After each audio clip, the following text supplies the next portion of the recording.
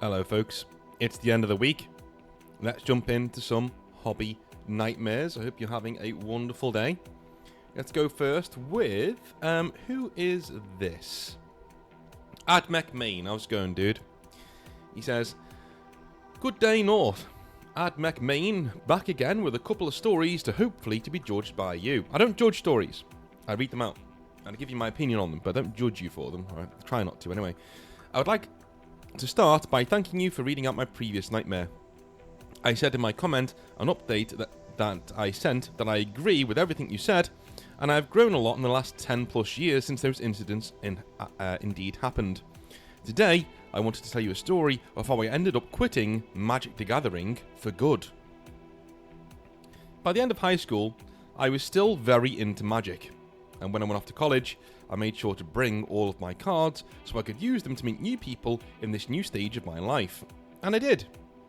I had managed to find the only other guy in the dorm who played, and I was able to convince some other friends I made to get into the game with us. The original guy I met turned out to be a bit of a knob, who would design decks online and drop hundreds on a single deck, which gave him an advantage over the rest of us who could barely afford to get a booster pack and one slightly more explosive card from the local game store every now and then. This disparity in decks and refusal to get into the revolving format of Standard caused our group to get into budget Commander. Right, I've heard bad things about Commander. Am I right to have heard bad things about Commander? Let's see, I think Admech's going to explain it here. In Commander games, every card had to be unique except for basic lands, so you can have no duplicates. We had settled on a $30 budget to build decks from, so nobody would be able to pay to win. No overcosted cards that would shut down the game, at least that was the intention at the start. We eventually kicked the knob who made those designer decks out for some or other game reasons, and the strict 30 book limit slowly went away. Okay. This limit disappearing sparked a bit of an arms race in our Commander group. The quality of our decks were all increasing exponentially, and with it, the overall cost of building a deck that could compete in the club increased. Around at this time, one of my friends had discovered 40k and I started my own plunge into wargaming while still playing Magic with most of my buddies every weekend. What impressed me about 40k was the point matching system. While it wasn't perfect, it was far a better system to create balanced matches than Magic had, which is basically nothing. Yeah, Magic is a big experiment in the... As a game designer, I've gotten emails from dudes who are writing their own games, saying, how would you deal with... how would you deal with letting people do certain rules that they want to do? I've always said don't, right?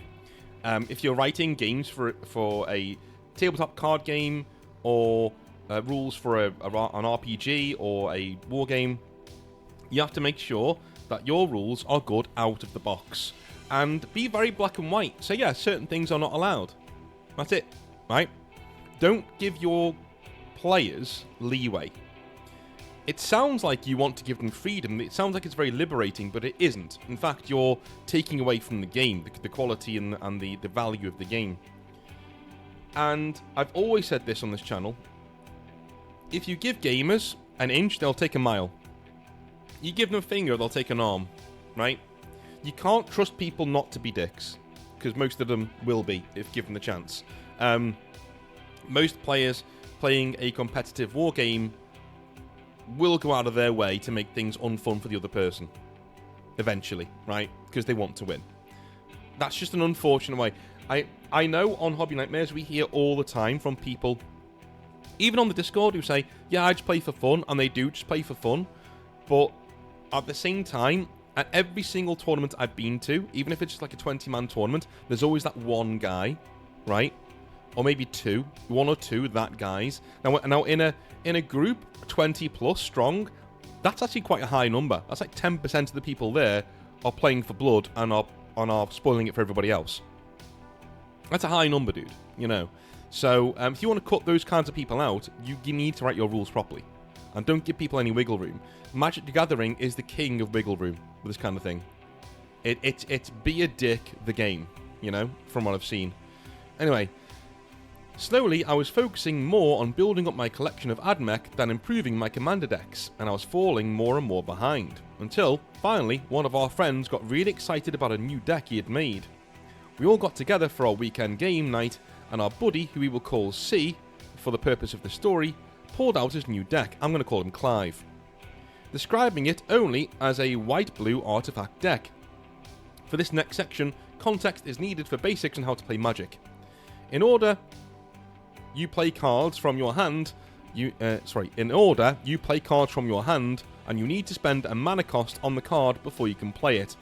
To get this mana, some cards with no mana cost, usually lands, need to be tapped to create the mana, and are untapped at the beginning of your turn. You can only play one of these lands a turn on your own turn.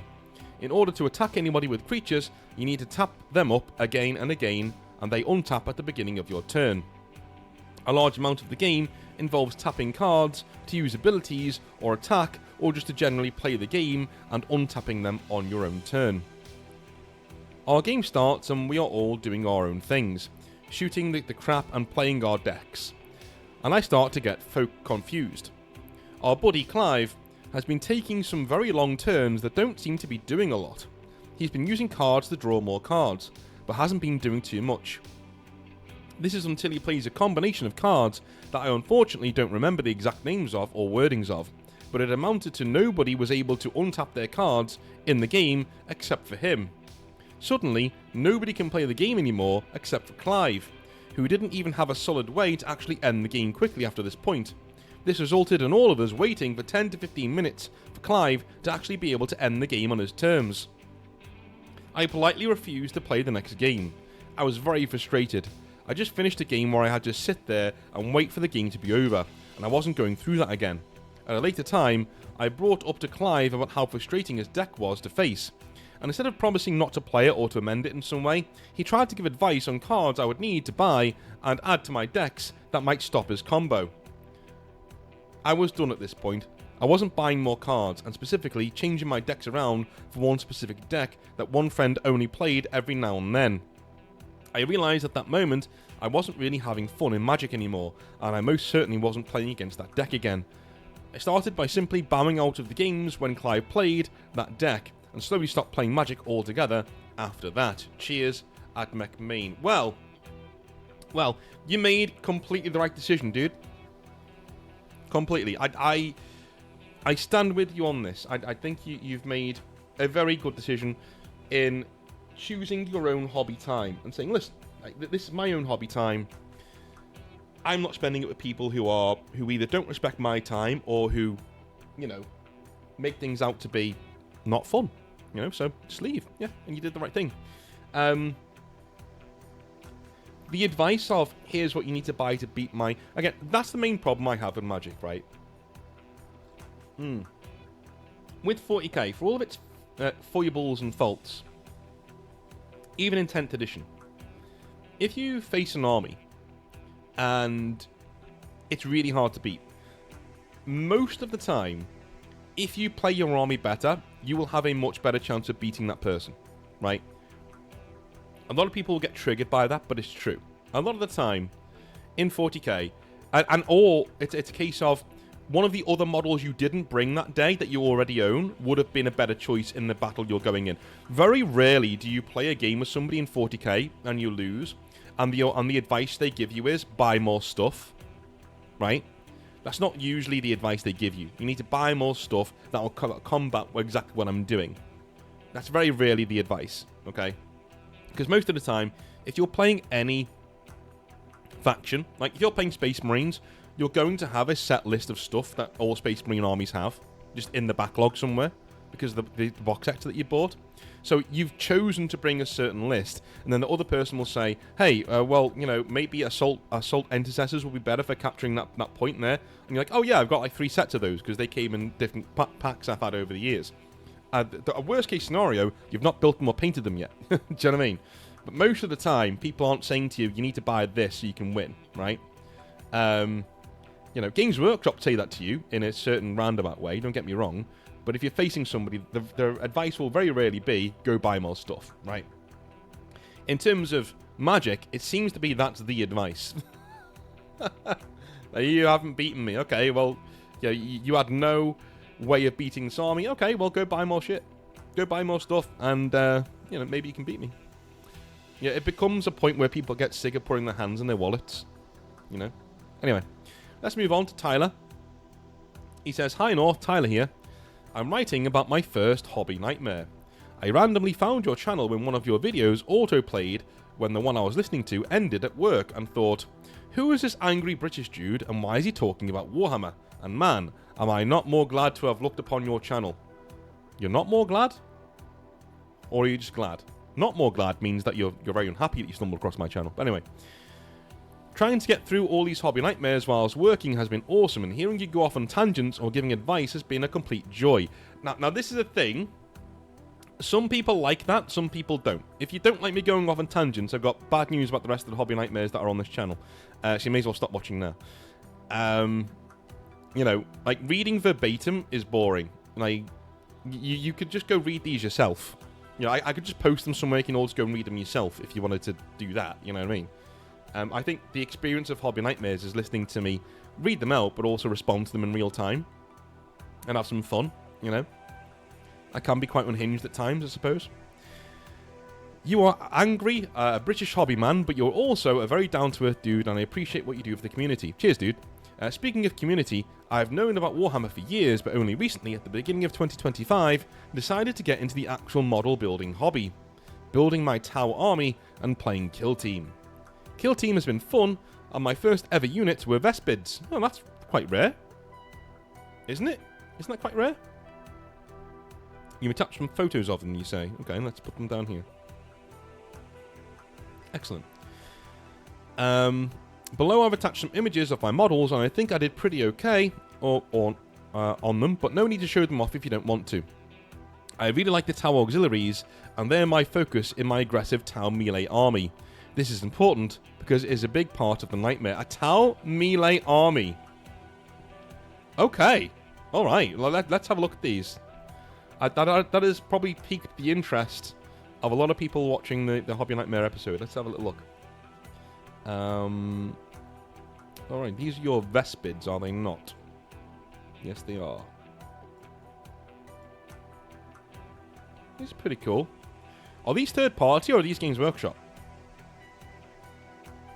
I love how the guy in front's wearing a Tau helmet. That's really funny, like he's cosplaying.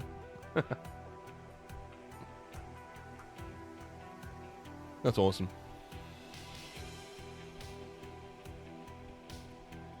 Is that Rust in the background? Is Rust as toxic as I've heard as a video game? Let me know. Comment section.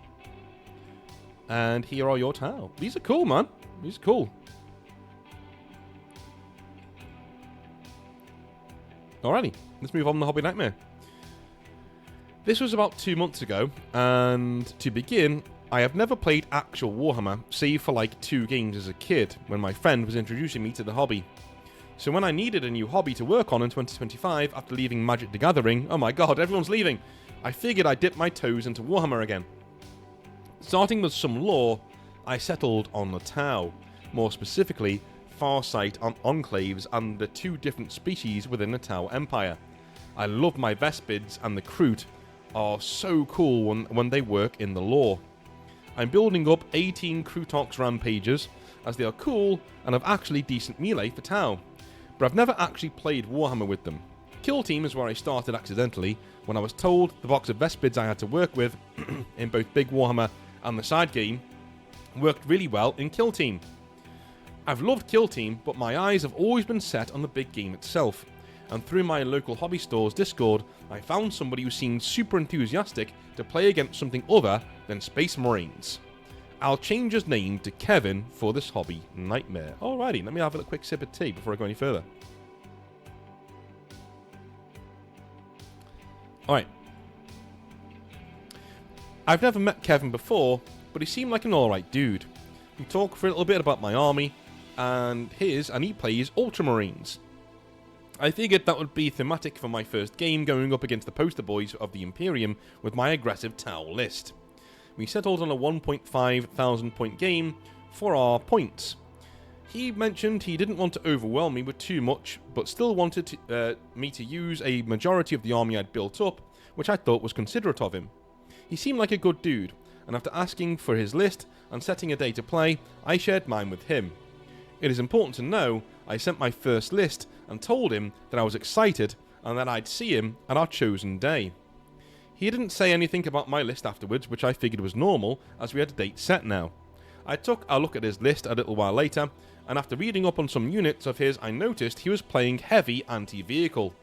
Against my battlesuits and my devilfish, I felt like that was pretty strong, but I didn't let it deter me and figured those were the units he had, so I shouldn't judge him for playing with what he's got. This is where the nightmare truly begins. Kevin's house is about... Wait, you went around to his house? You're lucky you weren't, like, locked in a basement somewhere, mate. I was going to say, listen, I'm all for making friends in the hobby, but go to a local store. You know, don't just go around to a stranger's home. I don't know, man. I don't know. Yeah, that might maybe just me being overly cautious, but I don't know. So Kevin's house is around a 40-minute train ride away from me, and my car is in the shop, so I have to pack my towel in a combat patrol box and another shoebox stuffed in my duffel bag. I head off on the train and arrive around 4:30 PM at his home. He lived in a suburban home, which was surprising, at least to me, as I'm 23 years old and in college. And Kevin was only 27, so he clearly had his life together. Nah, it's probably inheritance, you know. A townhouse, probably inheritance. I come in and introduce myself.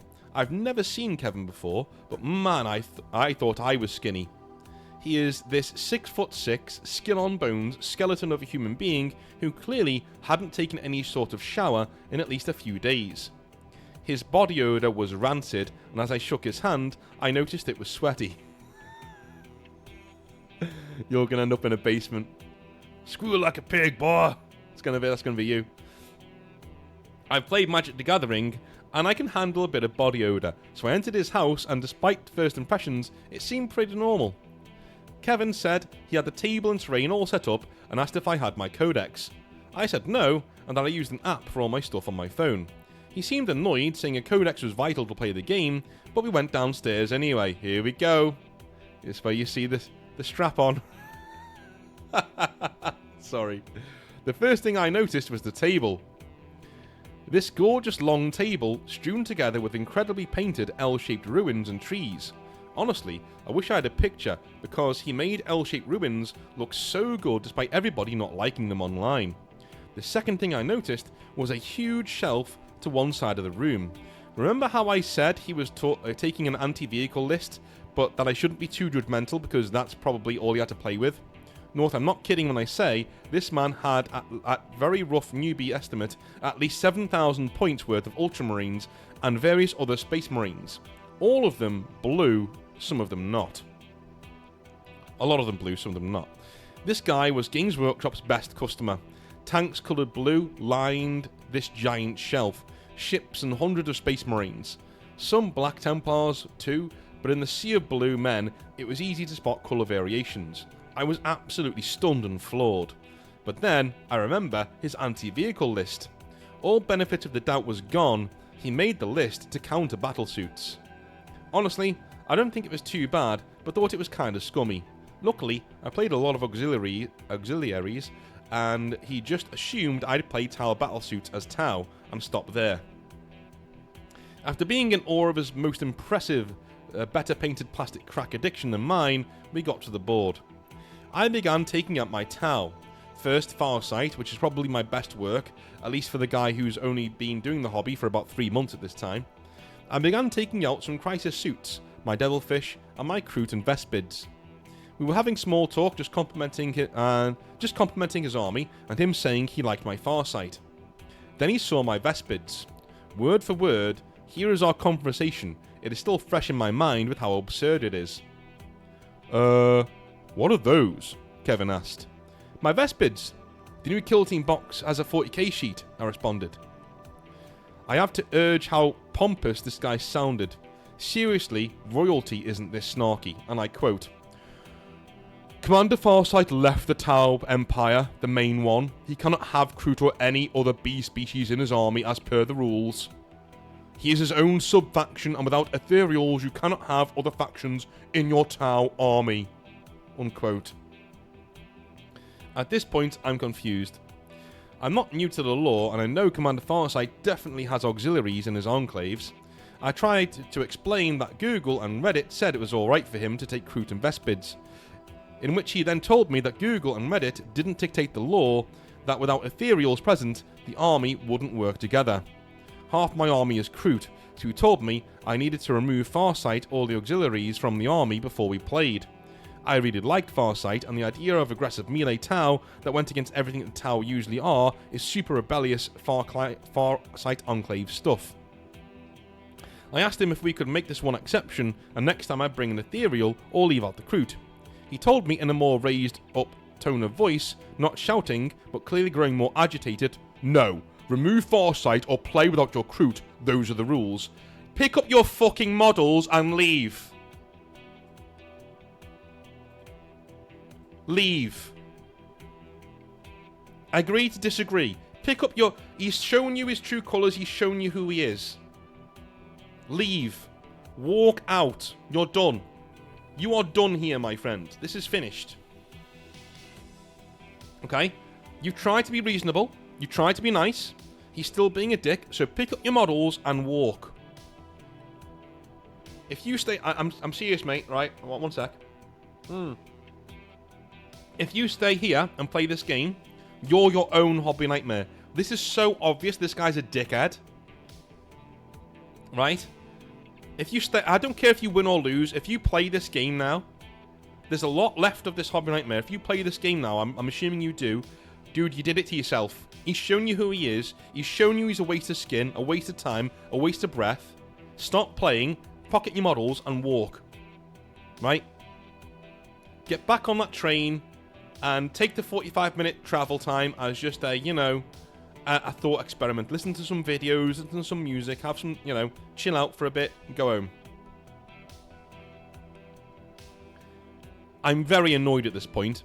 I wanted to play this game through, and where I live, it's difficult to get any games in whatsoever because I work in the mornings where my game store runs 40k game. When my game store runs 40k games. But the more in the moment I thought about it, I realised maybe I shouldn't play this game. But I did want to learn the basics, so whenever I got the chance to play against somebody else, I would have a bit of prep. I really wanted to take half my Kroot off the board and just hand him the free win, but I bit the bullet and just took off Farsight. I asked if he could also remove at least a unit or two to make it balance out the game with a 1.4k versus 1.4k, since Farsight was 95 points. Okay, this is last chance. If he says, no, I'm playing with 1.5k points, and you still play this game, you're fucked, mate, in the head. You really are. He told me he didn't see the need, as I wouldn't be removing that much off the table, since he was better than me anyway. Once again, I'm a bit taken aback. Not that he didn't agree to balance down the points, but at the fact he was super rude and clearly was relishing the idea of just crushing me. He made it a very big note to me that Gilliman was the Imperium man and he couldn't wait to use him to destroy me. Leave. Leave. You're done. I don't give a shit if you're new. I don't give a shit. Right? I do not give a flying fuck that you're new. Okay? This is human, like, 101. Leave. You know, thank him for his time and leave. Like, listen, man. I'm not going to enjoy this game because, number one, I'm at a disadvantage. You made me remove 100 points of my army for very spurious reasons. So if I can't play with the army I brought, and you're going to take that advantage, which is frankly quite unfair, to get an extra 100 points on top of me, I'm just going to pack up and leave. Because, you know, obviously we're not playing the game for the same reasons. So all the best to you, my friend. Wish you all the best, but I'm gonna go. Right, I'm gonna get out your hair. I'm gonna get out your hair, let you get on with the rest of your day. That's all you say. And if he kicks up a stink about it, just say, no, I'm just not feeling it now. right? I was feeling it, but now I'm not. So, you know, it is what it is. Just go. The quicker you're out of there, it's not awkward anymore. You're on the bus going home, right? Anything that happens from here on in is your fucking fault. I have no sympathy from here on out. Alright? If you'd have said north, I was so annoyed I left, blah, blah, blah, I'd be right there with you, dude. I'd be commiserating with you. You staying is your choice. This guy's always going to be a prick. Simple. He's always going to be a prick. This is a dickhead acting like a dickhead. If you put up with this, and you stay here, and you moan about how the game went, you're a toad sitting in water complaining that it's hot and not getting out. It's literally what you are. This fire's burning me. Well, take your hand out then. No. But it's burning me. Right? The setup is long. I got there at around 4:30 and it's now almost 6. Which by that time, the basement smell was starting to get to me. I'm very adamant about how often I shower. If I go a day without one, I feel like a garbage truck and smell like it too. I really can't understand how people can go multiple days or even weeks without showering. Me too, man. Me too. I'm the same. I don't get it. This guy was just one of those people, I guess. He helps me set up my units in ways he says are very advantageous to me. Based on how stuck up he is about the law, I really don't know why I believed him. After finally getting through the setup to the actual game, he goes first. He moves his blue dudes up the board and then takes a few shots at me. And by a few shots, I mean a lot. Despite it being round 1, the quote-unquote advantageous positions he said my Tau army were in just so happened to be really good for his line of sight. Not insane, but enough for me to be suspicious. He set me up just so he could win quickly. When my turn came around, I played pretty cagey, moving into cover and trying to focus on what I thought was the biggest threat of his, the Primarch Guilliman. Without Farsight, what I imagined would be this climactic sword battle was actually just going to be my dudes shooting at a god, wondering where their red commander was. I shot at what I could, and he constantly brought up some random rule he didn't mention in the pre-game about ignoring hits to his Ultramarines. My dice roll... Dude, this is all your fucking fault, mate. My dice rolls were pretty bad. I didn't kill much, and I couldn't tell if it was just my dice rolling bad or him making up rules to avoid any good hits I got in. But I did take a few wounds off of Guilliman. I didn't have an incredible amount of models left on the board. My Devilfish and Breacher team, some Krutox Rampages and Vespid. But, and last but not least, my Cold Star Commander, who I guess narratively was covering for Farsight while he recovered from getting cooked syndrome. Dude, getting cooked is pretty much what you're doing here, yeah. You're being a little bitch. You're being a little bitch. Sorry to be harsh, but there comes a time when you got to accept responsibility for your own good time. Do you know what I'm saying? Your happy time is incredibly precious. You need to accept responsibility for your own good time. When somebody shows you how much of a dickhead they are, this is a layup, dude. This is so easy. When somebody shows you how much of a dickhead they are, get confrontational. Even if you're not, get angry. Where's your fucking rage? Say, piss off, mate. Fuck off. Your house stinks. You stink. I'm taking my army and I'm going. Fucking Skeletor over there, talking to me like I don't know what the shit I'm talking about. Anyway, maybe 500 points of my units are off the board turn 1, and I'm not even going to bore you with turn 2. Thank you. I was nearly tabled, save for a few rampages as my commander. I literally was defeated. My cool Halo Covenant-style army reduced to nothing. He rolled so incredibly well on his side of the table, whilst I just got unlucky. I was... Mate, you deserve your own luck. I know it sounds like a dickhead thing to say, but you do. I was going to pick up my models and just call it there, but Kevin said it was unsportsmanlike to not let himself and Guilliman purge the Xenos threat entirely off their world. His words, not mine. This is the most fucking... my teeth are grinding. This is the most infuriating hobby nightmare I've read in a long time.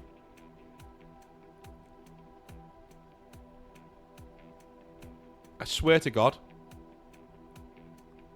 Even if you get something good out of this, you don't deserve to. Right? Backbone. Backbone. Hopefully you listen to this Hobby Nightmare and you take this advice, mate, right? Go do martial arts or boxing or something. Go put yourself in situations where you've got to deal with conflict. Because this shit is not acceptable. Right? And just putting up with it and turning the other cheek doesn't work with people like this. Okay? You should have been out of there hours ago. Anyway. I was going to pick up my models and just call it there. Okay, yeah. How dare he say it's unsportsmanlike, by the way, when he told you, like, you can't use your Commander Farsight, right? And then he refuses to take away even 100 points out of his own army. This fucking cretin. So I said, fuck it, of course you did. And charged everything I had left at the Primarch. He continuously blustered on about how Gilliman is the Imperium's saviour and the best Primarch, and how no lowly recruit and some no-name commander could take him on. I liked the character too, but damn, I really wish Farsight could have done this himself. Charging everything I had left, I took down Gilliman with what I can only assume is the Dice Gods apologising for me, giving me such bad rolls before. I have since been told after this game that Gilliman could have probably survived, but maybe Kevin just didn't know something about his army. I don't know how, but north I smirked when I killed that damn Primarch. This guy's pride and joy killed by a battlesuit and a couple of cannibals, and I couldn't be more proud. Kevin seemed taken aback that I rolled so well and actually killed his prized model. He claimed it was painted so well he should get an extra life for him, since I hadn't painted any of my guys as well as his single Primarch. I was offended, but he wasn't wrong. If you let this Primarch come back...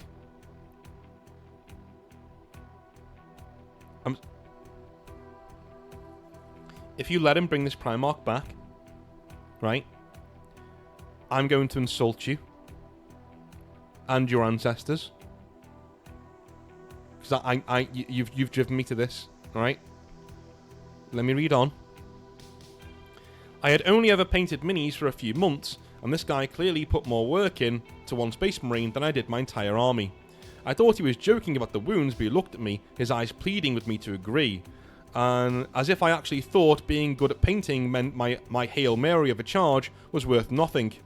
He was incredibly angry when I just chuckled and said no. He's found it, dude. He's found the backbone. Oh my god. He's found it. He's found it. Awesome. Of course he blew me off the board the next round and all those soldiers died martyrs' deaths, but they killed a bloody demigod, so I couldn't be too mad. Yes, you could. I got out of there quick, thanked him for teaching me the rules, and packed up my guys and my Commander Farsight, who sat in the corner of the table watching a fight he wasn't allowed to be in. He said he would like to play again, and next time I wouldn't touch his Gilliman. I shrugged and laughed it off, but man, was I just wiped. I won't ever be going back there. It was around 10 PM now, and after 6 hours of gaming constantly, I was exhausted. Taking a late night train home, I thought my nightmare was over, and with Kevin, it certainly was. But randomly getting off the train, there was this giant guy in front of me. He seemed super jittery and confused about where he was. I figured he either didn't know which bus took him to where he needed to be, or he was on drugs. I really should have minded my own business, but as we walked down a ramp to the bus stops, he continuously looked back at me and this other guy walking beside me like he was a lost puppy and was expecting us strangers to help him.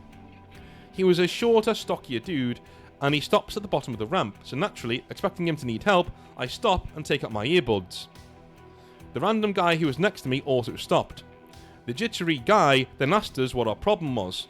I looked at the stranger, who probably also figured this guy was lost and needed help. Before either of us could respond, the jittery man, who would then be set into a rant about how he hates interacting with people, and now that me and this other dude looked at how frantic he was and stopped seeing if he needed help, we were somehow in the wrong.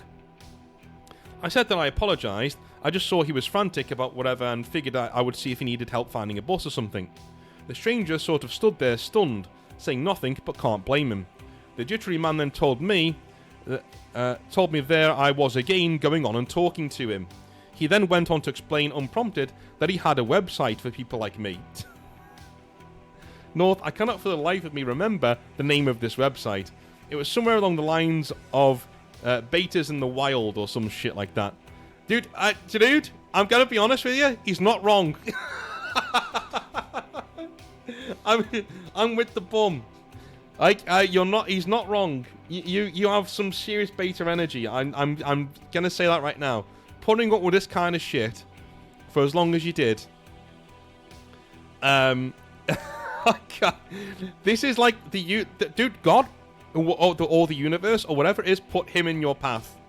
I'm telling you, the universe put that guy in your path to tell you, guy, backbone, fix it, right? I'm telling you now, that's a sign. It is a sign. A website called Betas in the Wild.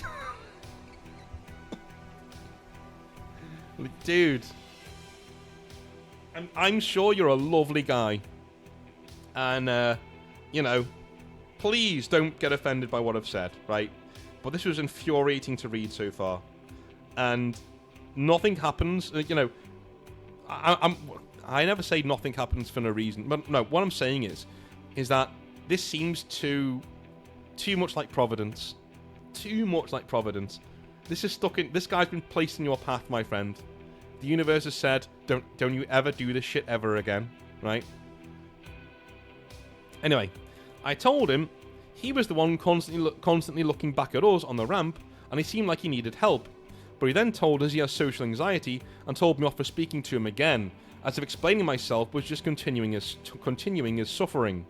Confused, the other stranger I was with walked away, and I just nodded, gave the man a thumbs up, and did the same. Behind me I heard him say, "There you go again, interacting with me. God, how are you people this stupid?" Do you know what? This is kind of like your opponent, right?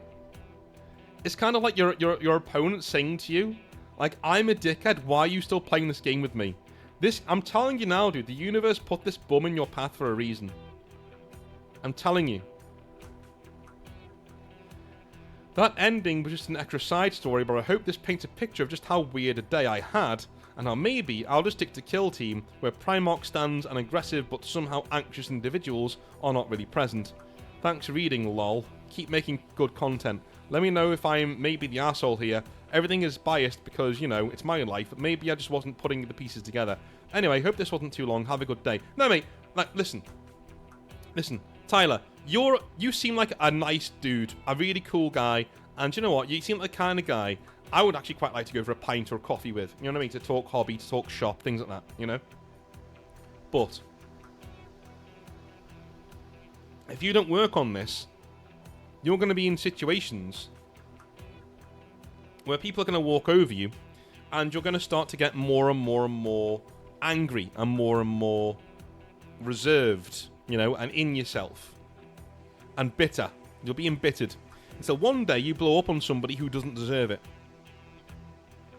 Happens all the time. Dudes blow up on people who don't deserve it. Every single time. Because they let it build up inside themselves. Like the other day, I have a mate of mine who sometimes, he blows up on his friends, right? Because he's not very confrontational. He just blows up on his friends from time to time. We were walking down the street, all right? There's a street called Bold Street here in Liverpool, quite busy. And it's one of those streets where, it's not really... It is open for cars, but no cars go down there because it's so busy with people. There's loads of shops there and all that kind of stuff, right? Anyway, there's hundreds of people on the street, and me and my mate are walking up the street. And these bikes are behind us and quite far away from us, and about 50 or so yards away. They sort of there's like 6 or 7 of them, and they're going at ridiculous speeds up this road that is full of people, and they almost crash, right? 2 of them almost crash. Nothing to do with us, and they go riding past us, right? We're like, oh wow, okay, no worries. And one of them says, "Get out the fucking road, you're not meant to be walking there," right? And my mate puts his head down. I don't know what possessed me, but I looked up and said, "Go fuck yourself, mate. Stop your bike, get off your bike and come back here. Get off your fucking bike and come back here." Right? And of course, he stopped, looked back, saw who was shouting at him, and started riding again. Because these people are bullies, and the minute you talk back to them, the minute you show a bit of backbone, they go, oh, I don't want to mess with that. I don't want to mess with that. And dude, if they did, I'd have fucking murdered him. Do you know? Like, he was about 5'8", 5'9". If he got off his little stupid bike and came towards me, I know what my anger's like. I'd have shoved his head through a fucking car window. Do you know what I mean? Like, I just cannot stand bullies. Cannot stand people who speak out of turn, talk shit, get wrecked. Basically, that's my philosophy. Like Mike Tyson said it best, a lot of you motherfuckers are far too comfortable talking shit and not being smacked in the mouth for it. Some of people out there need a good smack in the mouth to calm them down. They do. Right? This guy was one of them. He didn't get it that day because he rode off. Right? He didn't take his comeuppance that day because he rode off. Right? And I walked around and my mate seemed like he was really like, oh wow. And I was like, dude, you should always do that. Don't be scared of these people. We're in broad daylight on a street with hundreds of people. What's he going to do? We're going to have the fucking Alamo, are we? With these little dudes on bikes? No. I'm wearing a leather jacket. I'm 6'1". I'm quite well built. Dude, he wants none of me. Like, fuck that shit. And if he does, I'll break his back. Fuck him. And if he gets the better of me, fine. But at least I stood up for myself. If he beats the shit out of me, at least I stood up for myself. You know? I'd rather take that licking, I'd rather take a smack to the face than be sitting there wondering and hating myself for not standing up for myself. I'd rather take that. We're in broad daylight. It was quite obvious he wasn't armed with anything. Do you know what I mean? Yeah, pick your battles, of course. Like, if somebody looks like they've got a knife on them, or, you know, smack one of them and run away. Like, always do that. But if you're in a situation like this, where somebody speaks out of turn, and they're a little fucking knobhead, stand up for yourself. Say, go fuck yourself, mate. Who the fuck do you think you are? Who do you think you're talking to? Do you know what I mean? Honest to God. Honest to God. And I'm serious, Tyler. Learn that backbone, mate. It will serve you well. It will serve you well. Because it gets you out of trouble. There have been many times where a fight has been starting to occur, right? And you just look at somebody like, I'm going to fucking murder you. And it just calms them right down. You just give them a look like, listen, dude, I don't care. Do you know what I mean? Like when the red mist comes down, don't make me do this. Because when the red mist comes down, I'm shoving your face through this fucking table. And until somebody stops me, I'm going to keep on going. You don't want that, right? Even if you win a fight with me, you will know you've been in a fight. You will have a broken nose, broken teeth, right? One of your balls will be dislocated. I don't fight with honor, right?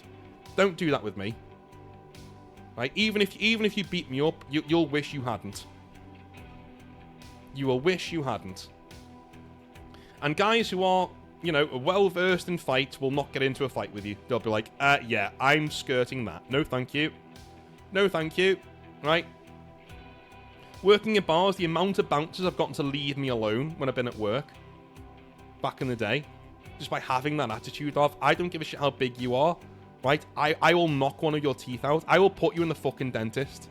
You may beat me up, but I will put you in the dentist. I will bite you, right? I'll go for you, right? Have that backbone. Be ready and willing to meet fire with fire and go, no. And people naturally get that energy and go, yeah, respect. I'm not gonna try my luck with you, right? But the problem then comes is when somebody does try to look with you, then you've got to back it up, right? Then you've got to say, well, no. You know, develop that temper, develop that chutzpah, develop that pride in yourself, dude. Develop that backbone. It doesn't mean you're going to get into a fight, dude. I've been in the fights I've been in my 30, you know, my mid 30 years on this planet. I can count on one hand, and some of those were in school. Do you know what I mean? And I worked in bars for a long time, and these aren't like nice bars. These are shitty places with shitty people in them, right? So even with all that and my attitude, I can count the actual fights I've been in on one hand. Okay? So having an attitude like that doesn't mean that you're going to get into fights. It means that fights are going to stop before they start. I'm serious. Fights will stop way before they start. Because they just see you and they go, yeah, don't like that energy. Bullies will see you and go, nah. Nope. Don't like that energy. Going to stay as far away from him as possible. You know? I have a temper. Anybody who knows me knows I've got a temper. I'm very, very, very loyal to my friends, fiercely loyal to my friends, and you know, I have one of my big flaws is I have no tolerance for dickheads. If there is a dickhead around me, I will fucking tell them they're a dickhead, like straight away. Just nah, mate, no, it's a no from me, no deal, no deal, dickhead, go away, right? Yeah. That's one of my main flaws. I wish I had more patience for idiocy, because you carry it around with you. If you don't have as much patience, you do carry it around. You walk around going, what a dickhead, you know, and you get really annoyed about it. The guys that are like me, who have a temper like me, they do get older and they do mellow out quite a lot from what I've seen, so I'm hoping that happens to me, but I just have no tolerance for it, because at the end of the day, you're wasting my time, and how dare you waste my time and try to ruin my day. Go fuck yourself. Do you know what I mean? That's just how I am. You know, I just, you know, I will give you what you give me. If you give me good vibes, or you're respectful and nice to me, dude, I'll buy you a drink. I'll buy you a beer. I'll make a fuss of you. I'll talk to you about whatever you want to talk to. I'll laugh. I'll cajole with you. I'll do all that stuff. If you give me dickhead energy and you try and bully me, I'll bully you right fucking back. No backward step at all. Don't give a shit who you are, how big you are. Don't give a fuck. Right? And it served me very, very, very well over the years. The ram has touched the wall. No fucking mercy. Honestly. And they stop screwing with you. These people, they go into the woodwork, mate. As soon as you develop this attitude, this is why I said to you, go take up boxing, go take up something like that, where you're getting punched in the face. I'm serious. Because every other scary situation becomes not scary. That's what I'm saying. It becomes like, why was I ever scared of this? You know, when you're giving like a public talk, why was I ever scared of this? In my main hobby, there's a guy trying to fucking choke me out. You know, if you do Brazilian jiu-jitsu or whatever, right? There's like a guy tries to mount me and choke me out on my other hobby. Why would I be scared of this, right? It's imperative that dudes get into a hobby like that. Don't get your ass kicked, but go and develop some discipline. Go and learn a martial art. Go and do something like that. Because things become very... You get humbled, right? You get really humbled. You do. And you become a lot calmer. But if you're like me, you also become very much like, you know, intolerant of dickheads. And say, look, you know you've got the skill to turn this guy into a fucking pretzel. You know? So yeah, that's what I would do. Because it really does. When you get into like a fight or flight situation, you become a lot calmer. You're like, well, you know what? Like, on Tuesdays and Thursdays, some large dude tries to knock me the fuck out. So this guy getting in my face in the bar doesn't faze me anymore. You know, this guy being really rude to me in a Warhammer game doesn't faze me anymore. Do you know what I say to him? Yeah, do you know what you can do, mate? Go swivel on your mother's finger. Go fuck yourself. I'm gonna go. Right? You would have saved yourself... If you'd have had that attitude, you'd have saved yourself 4 or 5 hours of your own time. And you would never have had to come across that bum, would you? Because the universe put him there to teach you a lesson. Listen to the universe, my friend. Right? Do some work on yourself. I know it worked out this time, but next time, maybe it won't. Maybe you'll carry it with you. Maybe you'll start getting more and more bitter. Don't be that guy. Work on yourself. Alright? Cool. Anyway, I love you a long time. I will speak to you very, very, very soon. Have a wonderful rest of your day. And I'll speak to you, Sunday, Cyberpunk, yes, Sunday, day after tomorrow, Cyberpunk, session 3 already, oh dude, it's going to be awesome. Anyway, I love you a long time. I might be doing a bonus video tomorrow, just so you know, maybe, if I get the time. Anyway, I love you all, speak to you soon, have a good one, bye now.